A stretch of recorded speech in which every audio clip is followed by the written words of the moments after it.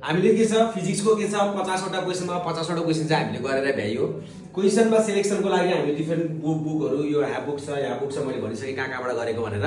तर क्वेशन सेलेक्सनमा क्वेशनहरू मलाई हेल्प गर्ने भनेको मेरो के छ हाम्रो प्यारो भाइ के छ मेरो रमेशले चाहिँ धेरै हेल्प गरे। मलाई विश्वास थियो रमेशको एक्जाम राम्रो हुन्छ बवाल गर्छ भनेर, किनकि क्लासमा आउँदाखेरि उसको डाउटदेखि लिएर एभ्री कुरा बवाल हुन्थ्यो। तिमीलाई फिजिक्सको चाहिँ कस्तो लाग्यो ओभरअलमा भन त?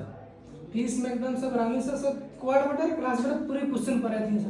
क्वार्टर क्लासबाट परिरहेको थियो एकदम राम्रो पुरै पराइदिन्छ। अब तिमीले के छ एउटा यो वाला क्वेशन पनि दियो आथ्यो, यो वाला क्वेशन तिमीले राम्रोसँग मिलाएको छौ हैन। मैले अलरेडी के छ यो क्वाडमा हालिसकेको थिएँ, यो 18 भोल्ट यो क्यापेसिटर कति हुन्छ होला हैन क्वाडमा।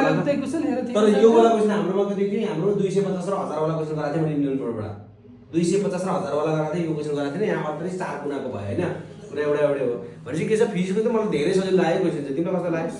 सबै के छ क्लासबाट नोट्सकोबाट आयो, त्यसले के बाहिर नै आएन। अलिकति बायोलोजीको तलमा थियो, बायोलोजी मलाई थाहा भएन।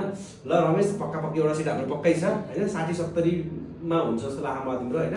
160-170 मा चाहिँ राम्रो कलेज पाइन्छ, एडमिसनमा म हेल्प गरिहाल्छु है। ल अल द बेस्ट। ल क्वेशन सिलेक्सनमा मलाई हेल्प गरेकोमा चाहिँ ओके।